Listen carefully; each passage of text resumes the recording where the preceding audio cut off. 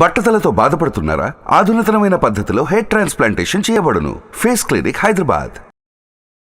ఈ వీడియోలో ఏం చెప్తున్నారు? మనకి ఇక్కడ ఇప్పటివరకు మనం సుప్త చేతనం అని చెప్పుకున్నాం. మనకి మనసులో 3 భాగాలు ఉంటాయి.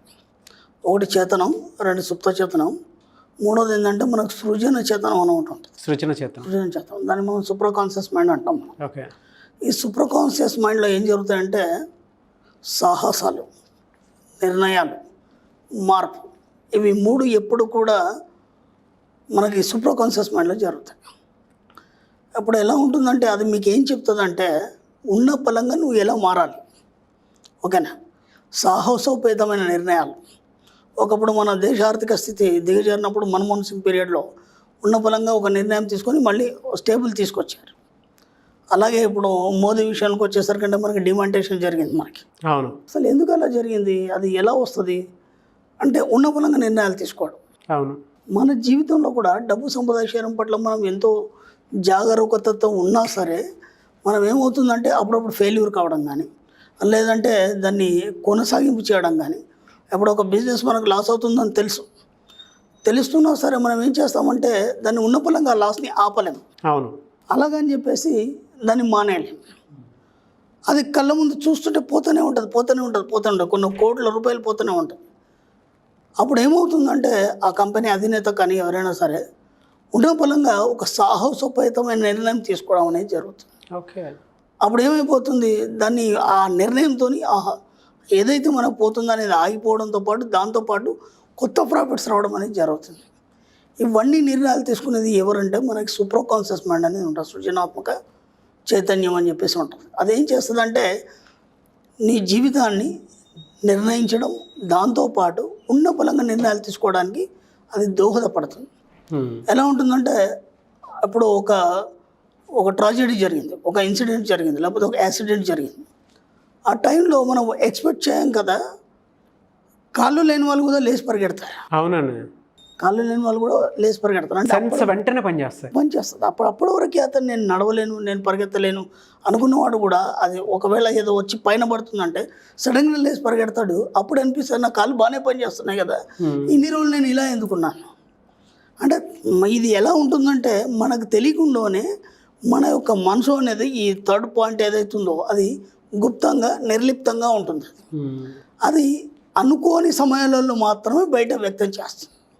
అనుకోని సమయంలో మాత్రమే బయటకు వ్యక్తం అవుతుంది. దీంట్లో ఏమేమి ఉంటుంది, మనకి సాహసోపేతమైన నిర్ణయాలు తీసుకోవడం ఫస్ట్. అంటే మన జీవితం ఎటుపోతుందనేది మనకేం అర్థం కాని స్థితిలో ఉన్న పలంగా మనం ఏం చేస్తామంటే ఒక కొత్త నిర్ణయం తీసుకున్నాం. అంటే ఇప్పుడు మనం ఇప్పటిదాకా మనం ఒక పనిలో ఉన్నాం, ఇప్పటిదాకా ఒకటే పనిలో ఉన్నాం మనం, అది తప్ప మనకి ఇంకేం తెలియదు. అవును. ఉన్న బలంగా అది లాస్ అయిపోయింది, లేకపోతే ఏదో ప్రాబ్లం వచ్చింది. ఇక ఇప్పుడు ఎలా నేను జీవించాలి, నా జీవికాన్ని ఎలా ముందుకు సాగించాలని మనకేం అర్థం కాని స్థితిలో ఎప్పుడైతే నువ్వు నిశ్శబ్దంగా ఉండి నీకు నువ్వుగా ఆలోచించినప్పుడు ఏమవుతుందంటే సడన్గా ఒక కొత్త నిర్ణయం తీసుకోవడం జరుగుతుంది. ఆ కొత్త నిర్ణయం ఎలా ఉంటుందంటే అసలు మీకు కూడా ఊహ ఉండదు అంతకుముందు. ఓకే. అంతకుముందు ఎప్పుడు కూడా ఆ కొత్త జీవితాన్ని మీరు ఊహించి ఉండరు. అలా ఒక కొత్త జీవితం అనేది మీకు ఇంట్రడక్షన్ అవుతుంది. అలాగే గొప్ప గొప్ప నిర్ణయాలు, ఇప్పుడు ఒక తాజ్మహల్ కట్టాడు ఆయన. తాజ్మహల్ అంటే మామూలు కట్టడం కాదు. అది ఆ ఆలోచన ఎందుకు వచ్చింది ఆయనకి అంటే అంత గొప్ప నిర్మాణం కట్టాలనే ఆలోచన ఎందుకు వచ్చింది? మామూలుగా ఎవరైనా సరే కోటలు అవన్నీ ఎంతోమంది కట్టున్నారు, కానీ అంత పెద్ద రిచ్గా, అంత గొప్పగా, అంత డబ్బు ఖర్చు పెట్టి, అంతమంది కూలీలు పెట్టి అది ఎందుకు కట్టాలని వచ్చింది? ఇదంతా ఎక్కడ ఉంటుంది అంటే సృజనాత్మక మనసులో ఉంటుంది. Creative knowledge. ఇది సూపర్ కాన్షియస్ మైండ్ అంటాం దీన్ని. కాబట్టి ఏదైనా సరే మీరు ఎప్పుడైనా సరే మీకు అర్థం కాని స్థితిలో దాన్ని యాక్టివేట్ చేయండి. ఆటోమేటిక్గా మీ లైఫ్లో ఒక కొత్తదనం వచ్చేసి మీ యొక్క జీవితం అనేది సాఫీగా సాగిపోయే అవకాశం ఉంటుంది. దాన్ని ఎలా యాక్టివేట్ చేయాలి, అసలు అది ఎలా పనిచేస్తుంది, మనకు స్పెషల్ క్లాస్లో దాని మీద ఒక 2 గంటల సబ్జెక్ట్ ఉంటుంది. వీలైన వాళ్ళు రావచ్చు, దాన్ని తెలుసుకోవచ్చు. మన సుప్త చేతనాత్మక మనసులో ఉన్నటువంటి సృజన చేతనం అనేది ఎలా పనిచేస్తుంది. ఓకేనా? ఇది చాలా మనం దీన్ని ఎక్కువ డిస్కస్ చేయలేము మనం దీన్ని, ఎందుకంటే దానికి చాలా సబ్జెక్ట్ ఉంటుంది. కాబట్టి ఇది ఎక్కడ పనిచేస్తుందంటే సాహసోపేత నిర్ణయాలు తీసుకోవడం, మీ జీవితంలో కొత్త మార్పు తేవడం, అలాగే ఉన్న పలంగా డెసిషన్స్ తీసుకోవడం.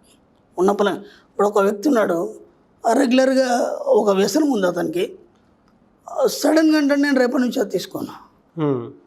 ఎంత స్ట్రిక్ట్గా ఉంటాడంటే అసలు మనమే ఊహించాం, అసలు ఈ వ్యక్తి ఇలా చేస్తాడా, ఇది ఎంతవరకు కరెక్ట్, అసలు ఎలా ఉండగలిగినావు, మనమే ఆశ్చర్యపోదాం, ఎలా ఉండగలుగుతున్నాను, ఇంత ఉన్నపలంగా ఎలా తీసుకున్నావు. ఇవన్నీ కూడా మనకు సృజన చేతనంలో జరుగుతాయి. ఎక్సలెంట్ సబ్జెక్ట్ అనేది, దాన్ని చాలా లోతుకి వెళ్ళినప్పుడు మనకు అది అర్థమవుతుంది. ఒక్కొక్కటి ఎక్కడెక్కడ ఏ స్టెప్లో మనం ఏ నిర్ణయాలు తీసుకోవాలి, దాన్ని ఏ టైంలో మనం ఉపయోగించినప్పుడు మార్పు ఎలా సంభవిస్తుంది. సాహసోపేతమైన నిర్ణయాలు, ఒక ఎవరెస్ట్ ఎక్కడం అనేది ఒక కామన్ మ్యాన్కి చాలా ఇబ్బంది. అదే లక్ష్యంగా పెట్టుకునే వాడికి చాలా ఈజీ అది.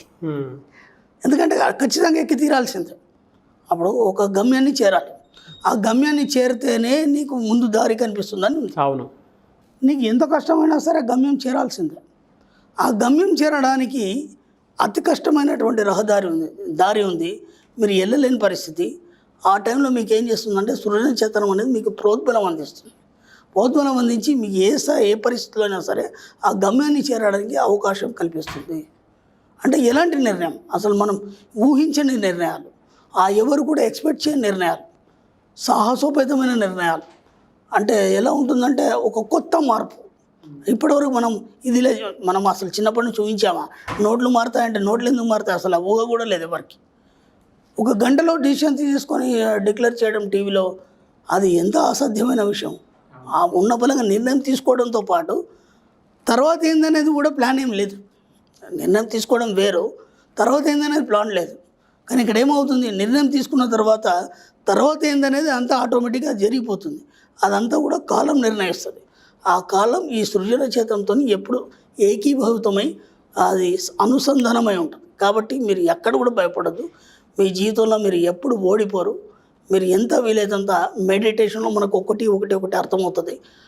చేతనం తర్వాత సుప్త చేతనం తర్వాత సృజన చేతనం అనేది ఎప్పుడు గుప్తంగా ఉండి మీకు ఉన్న బలంగా నిర్ణయాలు తీసుకోవడం కానీ, సాహసోపేత నిర్ణయాలు తీసుకోవడం కానీ, ఏం అర్థం కాని పరిస్థితుల్లో అది బయటకు వచ్చేసి మీకు ఏదో ఒక దారి చూపించేసి ఆ రూట్లో మీకు ముందు నడిపిస్తుంది.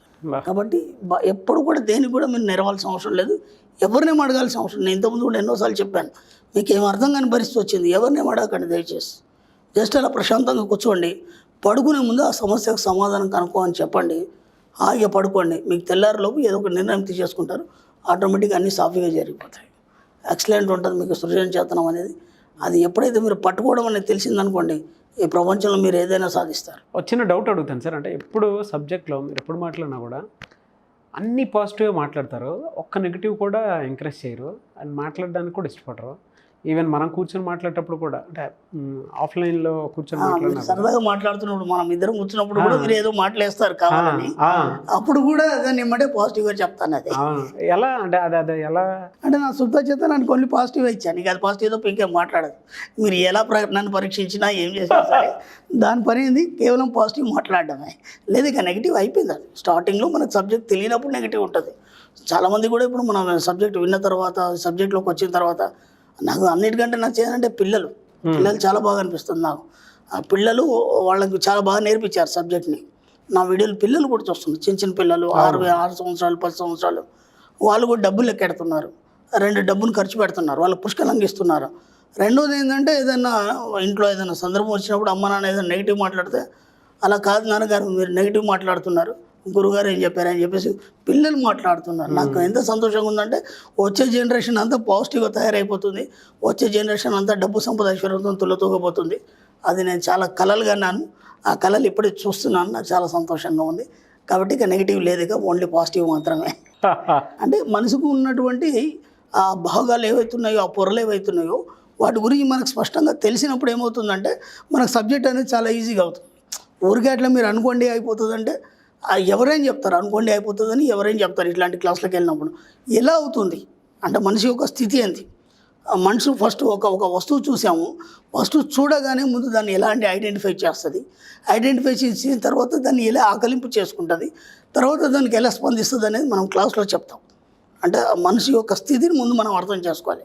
ఆ మనసు యొక్క స్థితి అర్థం చేసుకున్న తర్వాత దాంట్లో ఎన్ని పొరలు ఉంటాయి, ఒక్కొక్క పార్ట్ ఏం చేస్తుంది అనేది మనకు సంపూర్ణంగా తెలిసింది అనుకోండి, మనమే దేవుడు, ఇంకా అంతకంటే మించి ఇంకేం లేదు. మనమే గురువు, మనమే దేవుడు, మనమే సర్వం, ఇంకెవరినేం అడగాల్సిన అవసరం లేదు. మన స్థితి మనకు తెలిసిపోతుంది కదా. మనకు ఏంటంటే ముందు సూత్రాలు తెలియాలి, సబ్జెక్ట్లో సూత్రాలు తెలియాలి. సూత్రాలు తెలిసినట్టు ఆటోమేటిక్గా వెళ్ళిపోతాడు, ఇంకెవరిని అడగాల్సిన అవసరం లేదు. కాబట్టి నువ్వే రాజు, నువ్వే మంత్రి, అన్నీ నువ్వే. నిన్ను మించినోడి ప్రపంచంలో లేడు. అది ముందు నమ్మండి. ప్రతిదానికి మీకే పరిష్కారం దొరుకుతుంది. ప్రతిదీ మీరే నిర్ణయాలు తీసుకోవాలి. ఎలాంటి నిర్ణయాలైనా, ఎంత ఉన్నతమైన నిర్ణయాలు మీరే తీసుకొని ఉన్నత స్థాయికి ఎదుగుతాను మనస్ఫూర్తిగా కోరుకుంటాను. డెఫినెట్గా sir. Thank you so much Shri Acharya Anantakrishna Swami. Thank you. అంటే ఇప్పుడు జూన్ వరకు మళ్ళీ మనకు రెగ్యులర్ క్లాసెస్ లేవు. ఎందుకంటే మధ్యలో మనకు గోవా సెషన్స్ క్లాస్ ఉంది. మనకి గోవా సెషన్ క్లాస్ మనకు 3 రోజులు ఉంటుందండి.